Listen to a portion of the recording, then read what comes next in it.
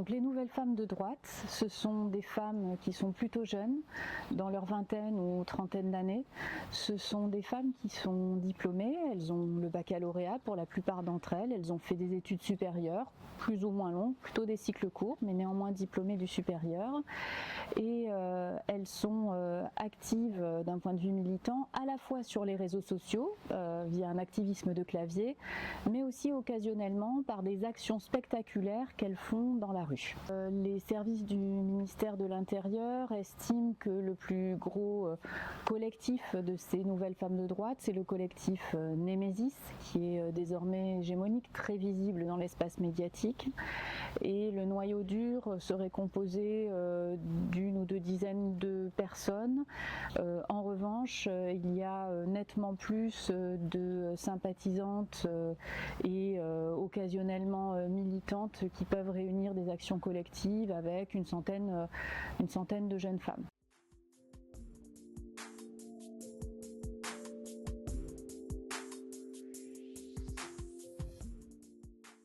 Alors, depuis que la démocratie libérale et représentative est instituée en France, il y a des hommes et des femmes de droite et de gauche.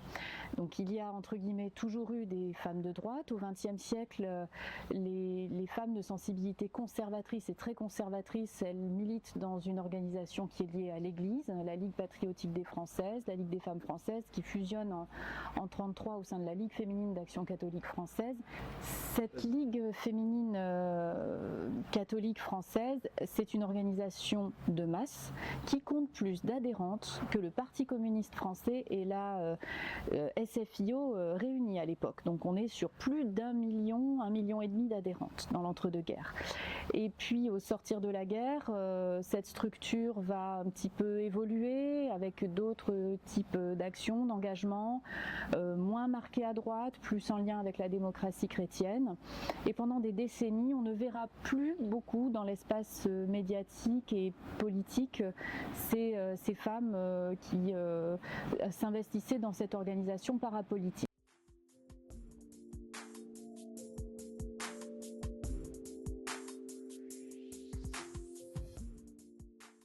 Qui va changer, c'est ce qui se passe dans les années 2010, plutôt 2012-2013, quand la gauche social-démocrate, le Parti socialiste et ses alliés remportent l'élection présidentielle et la législative, qu'ils ont une majorité au Sénat. Eh bien, ils vont mettre en œuvre un certain nombre de promesses électorales, notamment celle du mariage pour tous, du mariage civil pour les couples de même sexe et donc de la filiation. Et ils suscitent, sans s'y attendre, une mobilisation conservatrice d'ampleur médiatique. Les manifestations sont spectaculaires, elles sont organisées par des professionnels de la communication, elles sont financées aussi par de très généreux donateurs et à la tête de cette manif pour tous, il y a des femmes. Et c'est un tournant où on va voir des femmes en position de leadership dans cet espace-là, et du côté partisan, ce qu'on va voir, c'est réémerger le grand rêve d'union des droites autour d'un projet politique conservateur et économique très libéral. On est dans un contexte où se durcissent les lois sur la parité et ça va jouer son rôle dans le sens où 2012 c'est aussi la défaite du Front National, le parti a des difficultés financières et s'il veut reconquérir les urnes lors des municipales sans avoir de pénalité et donc obtenir des financements politiques, il faut qu'il présente des candidates. Et à ce moment-là, les opportunités s'ouvrent pour de jeunes militantes qui auraient pu auparavant s'engager à l'UMP, faire une carrière à droite, mais auraient été freinées par l'appareil et là vont trouver une opportunité au Front National.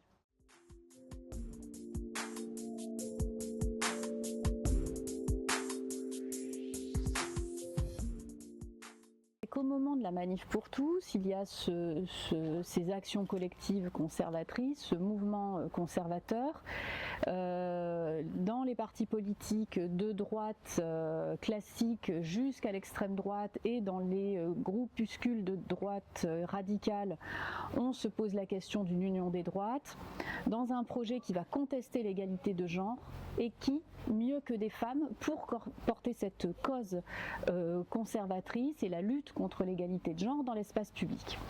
C'est ainsi que vont naître des collectifs non mixtes de femmes, plutôt jeunes, mais parfois aussi des mères de famille, je pense ici aux merveilleuses, pour mieux contester les politiques d'égalité de genre, ce qui est appelé le néo-féminisme et l'ambition égalitaire de manière générale. Alors, ces groupes, ils sont divers et on peut les ordonner dans un axe qui va des plus proches des partis politiques, des sections féminines de partis politiques, jusqu'à des groupes de réflexion intellectuelle. Les plus proches des partis politiques, c'est les sections féminines du Parti nationaliste français. Ce sont les Cariatides, qui est un tout petit groupuscule lyonnais, nationaliste, explicitement homophobe, qui assume cette rhétorique inégalitaire, avec un peu de provocation. Et ce groupe-là, il n'a pas vocation à essaimer au-delà d'un militantisme de témoignage qui se réfère au régime de Vichy, à la phalange espagnole et à ces droites nationalistes du XXe siècle. Si on déplace le curseur toujours vers les partis politiques, on a également des jeunes militantes de génération identitaire, donc la branche de jeunesse des identitaires, qui hésite entre sa stratégie de conquête du pouvoir par les urnes, donc d'extrême droite, ou rester en marge dans un projet métapolitique de droite radicale. Elles vont essayer de mettre à l'ordre du jour politique la question des violences faites aux femmes, mais uniquement sous l'angle des violences commises dans l'espace public et par des auteurs d'origine non occidentale et ou musulmans. Donc cette focalisation-là, elle est la caractéristique de ces jeunes femmes identitaires dont le collectif Némésis aujourd'hui est un petit peu l'héritier. Et puis vous allez avoir des transformations au sein du Front National, Rassemblement Bleu Marine, Rassemblement National donc, qui va essayer de transformer son image pour attirer à lui un électorat féminin qui est la cause de ses échecs, puisque les femmes sociologiquement sous-votaient pour le Front National pour différentes raisons. Et là, l'idée, c'est de faire sauter les derniers verrous, en commençant par séduire des femmes qui, sur le marché de l'emploi, sont mises en concurrence avec la main-d'œuvre étrangère. On pense ici au col rose, aux femmes qui travaillent dans le soin, fonctionnaires de catégorie C, ces femmes les plus fragilisées par les politiques néolibérales, par le démantèlement de l'État-providence, par le démantèlement des services publics, en tant que salariés, mais aussi en tant que bénéficiaires des politiques d'égalité. Et effectivement, 2012, quand Marine Le Pen prend le pouvoir, dans son parti, elle va transformer la rhétorique et on va voir progressivement des catégories de femmes être moins rétives au vote pour le Front National, Rassemblement National. L'évolution plus récente qui s'opère en 2022 et un petit peu avant, c'est l'apparition dans le champ médiatique et dans le champ politique du parti de ce polémiste Éric Zemmour, Reconquête, qui va s'appuyer sur les anciens réseaux de la Manif pour tous, avec les mêmes techniques de communication et de médiatisation de leur cause, et qui réussit avec succès à s'imposer dans l'espace médiatique et surtout à imposer ses thèmes pendant toute la campagne électorale de 2022, où les thèmes dominants ont été les questions sécuritaires, les questions d'immigration, d'identité.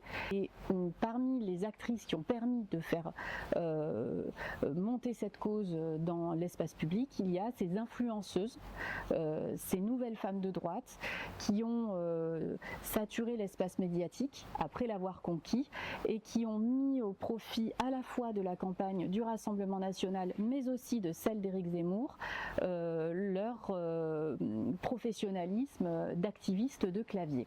La France n'est pas isolée et que ces dynamiques de renouvellement de l'activisme dans les droites radicales et extrêmes, il n'est pas propre à la France. Et que ce qui s'est passé aux États-Unis il y a quelques mois vient leur donner une caisse de résonance, vient leur donner une possibilité de visibilité bien plus importante qu'auparavant, avec là encore des acteurs et des entrepreneurs financiers qui soutiennent ces initiatives.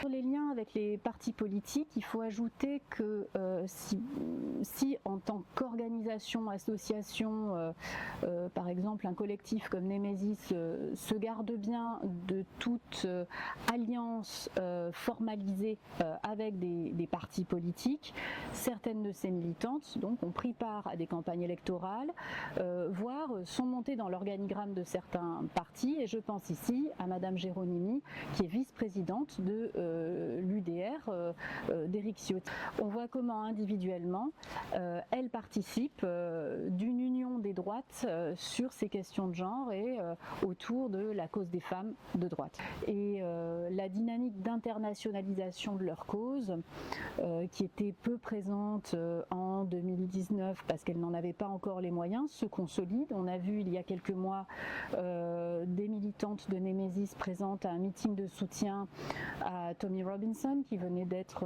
incarcéré, donc fondateur de l'English Defence League, groupe nationaliste anglais. On les a vus aussi s'inspirer des techniques militantes du groupe Lucreta, qui était né au lendemain des viols et des agressions sexuelles de masse commises à Cologne en 2016. Et aujourd'hui, elle tente à nouveau de restructurer des collectifs homologues dans ces pays-là.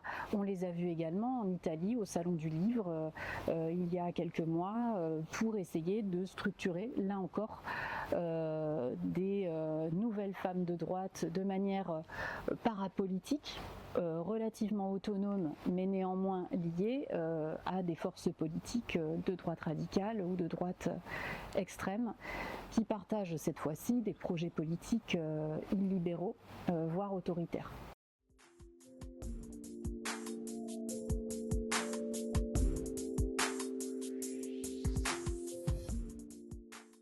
Alors, il y a 10 ans, les nouvelles femmes de droite, elles se répartissaient dans différents groupes, dans différents collectifs qui allaient d'un spectre politique avec un projet écolo-conservateur qui avait pour ambition de mordre sur les marges de l'écologie radicale pour promouvoir un projet politique conservateur.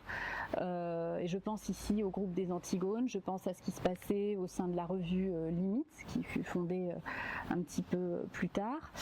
Et il y avait un pôle qu'on appelle de fémonationalistes qui essayait de reprendre un certain nombre de thématiques féministes et de formulations de cadrage féministe pour mieux conquérir les femmes. Aujourd'hui, en 2025, ce pôle fémonationaliste, il est devenu hégémonique. Et les courants d'une écologie intégrale, d'inspiration catholique, chrétienne, ont été complètement marginalisés, à la fois pour des raisons internes, mais aussi parce qu'on est dans un moment de très forte polarisation et de dissociation d'une quelconque préoccupation environnementale avec les droites radicales et autoritaires. Ce pôle fémonationaliste qui est hégémonique aujourd'hui, il a un projet politique nationaliste, un projet politique qui repose sur l'idée qu'on est une communauté pure, homogène, qui repose sur l'idée d'une fermeture de la communauté politique et sur la préservation du genre et de la distinction entre les sexes.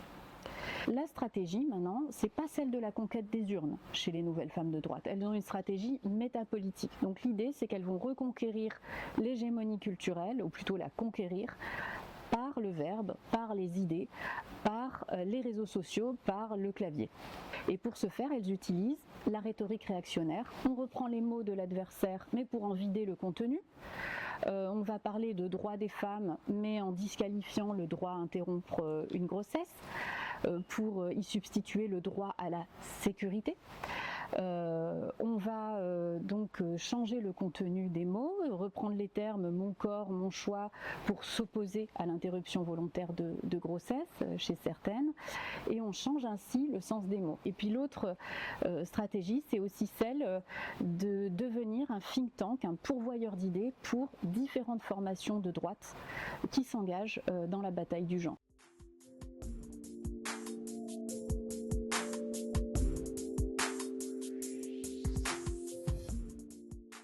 Par rapport à l'école, le soubassement du projet politique, c'est un projet néolibéral. Un projet néolibéral, ça veut dire qu'il y a un repli de la dépense publique et de l'État sur le régalien et une attribution de la puissance publique au service de la société marchande et d'intérêts privés. Autrement dit, l'école publique n'est pas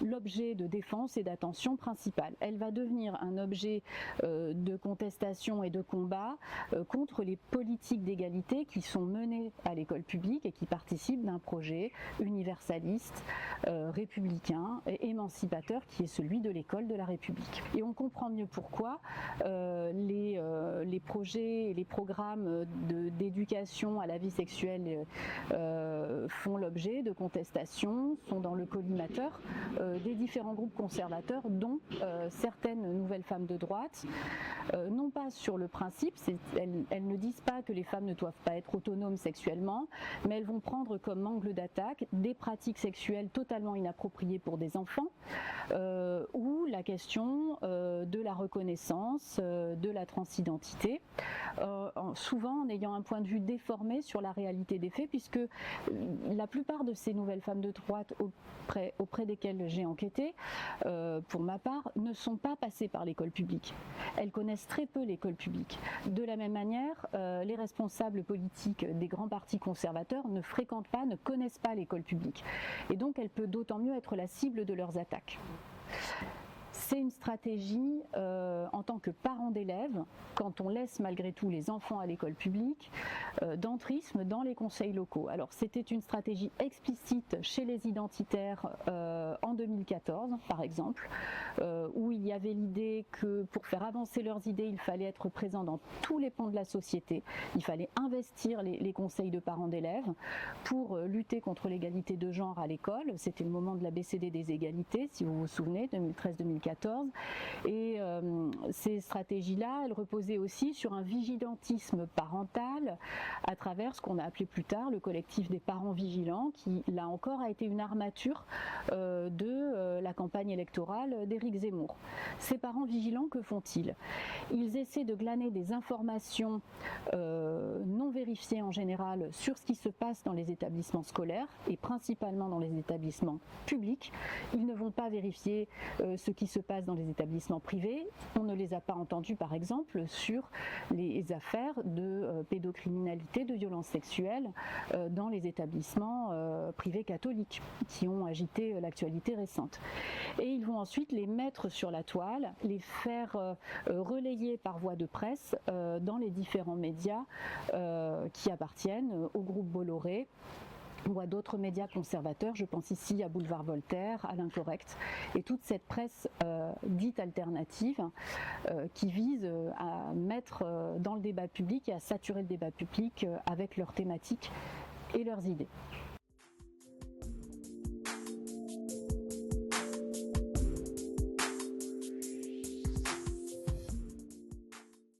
Rappelons une chose, c'est que ces jeunes femmes qui sont nées dans les années 90, 2000, sont des jeunes femmes qui, même si elles viennent de milieux conservateurs, ont grandi dans un monde plein de promesses d'égalité. Elles ont grandi dans un monde où on ne pouvait plus leur dire « parce que vous êtes femme, vous ne ferez pas d'études, vous ne ferez pas de carrière professionnelle, vous serez dépendante financièrement et économiquement d'un mari, d'un père, d'un frère ». Et donc elles veulent aussi leur part du gâteau de l'égalité. Et elles ne veulent pas renoncer à ces ambitions-là. Donc on n'est pas dans les oppositions traditionnelles à l'égalité des sexes, pas du tout. Donc en quelque sorte, elles ont patrimonialisé un certain nombre d'acquis du féminisme. Certaines d'entre elles aussi ne veulent pas s'en laisser compter par les hommes sur leur sexualité et assument d'être des jeunes femmes relativement libres et de ne pas avoir pour seul horizon la procréation dans le cadre du mariage. Elles assument de pouvoir se réaliser en tant que femmes dans tous les domaines de la vie sociale et politique. Ça aussi, c'est un acquis du féminisme. Sur la question, en revanche, de la santé reproductive, bien souvent, les masques tombent et au collectif Némésis, on ne veut pas parler d'avortement, on ne veut pas parler d'interruption volontaire de grossesse parce que c'est un sujet qui divise en interne et il y a des sensibilités très conservatrices, il y a aussi des militantes qui considèrent que c'est un droit caractéristique de l'Occident et qui fait d'ailleurs la supériorité de la civilisation occidentale sur les autres, ces droits des femmes. Donc il y a des tensions là-dessus. Elles utilisent le féminisme, elles ont patrimonialisé une partie du projet, mais elles s'opposent en réalité à quelque chose de fondamental dans le féminisme, qui est un projet égalitaire. Parce qu'elles ont une vision du monde profondément inégalitaire sur tous les plans socio-économiques, non pas en termes de genre, mais en termes de classe.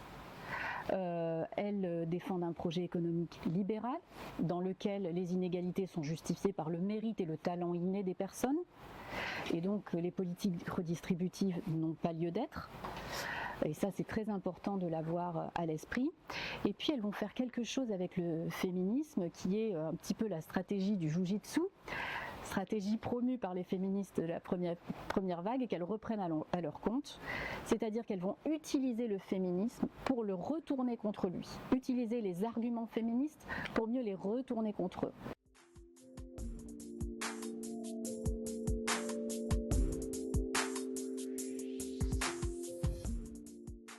Après plusieurs années de débats, de tensions au sein de l'espace de la cause des femmes et des féminismes, on est aujourd'hui dans un moment de coalition autour d'une cause qui fédère à peu près toutes les organisations, qui est la lutte contre les violences sexuelles et sexistes. Ces nouvelles femmes de droite, elles vont rentrer dans l'espace de la cause des femmes en disant qu'elles aussi, elles sont des pourfendeuses des VSS. Mais au lieu de se fonder sur les statistiques qui montrent bien que la majorité des crimes et des violences sexuelles et sexistes sont commis dans l'espace privé, par des proches, par des familiers, ces nouvelles femmes de droite vont déplacer le regard vers ce qui se passe dans la rue, le harcèlement de rue, les agressions dans la rue, les viols éventuellement, surtout quand ils sont commis par des hommes d'origine étrangère, d'origine non européenne, non occidentale, ou par des hommes à supposés musulmans ou musulmans. Ce faisant, ce qu'elles veulent montrer, c'est qu'en fait, il n'y a pas de problème systémique, il n'y a pas de rapport social de sexe, il n'y a pas de patriarcat. Il y a en France un problème de patriarcat d'importation lié à cette immigration exogène et lié à la présence d'une religion exogène qui serait l'islam. Donc, de ce point de vue-là, elle retourne le féminisme, et puis il y a une autre manière de le retourner aussi, c'est qu'auparavant, les femmes de droite, elles s'opposaient frontalement aux féministes. Elles n'allaient pas dans les cortèges féministes. Éventuellement, elles organisaient une contre-manifestation ou un contre-rassemblement, mais comme le nombre n'était pas pour elles, ce n'est pas une tactique qu'elles utilisaient. Aujourd'hui, ce que font les nouvelles femmes de droite, et notamment le collectif Némésis, c'est qu'elles vont rentrer dans les lieux d'action collective féministes. Elles vont rentrer dans les manifestations de rue, dans les rassemblements, pour provoquer une interaction qui va ensuite être filmée, diffusée, et pour retourner contre les féministes une image d'intolérance ou de complaisance à l'égard du patriarcat, ou de violence ou de brutalité. Et c'est ce qu'elles font donc depuis leur naissance en 2019, lors de la marche contre les violences faites aux femmes à Paris au mois de novembre.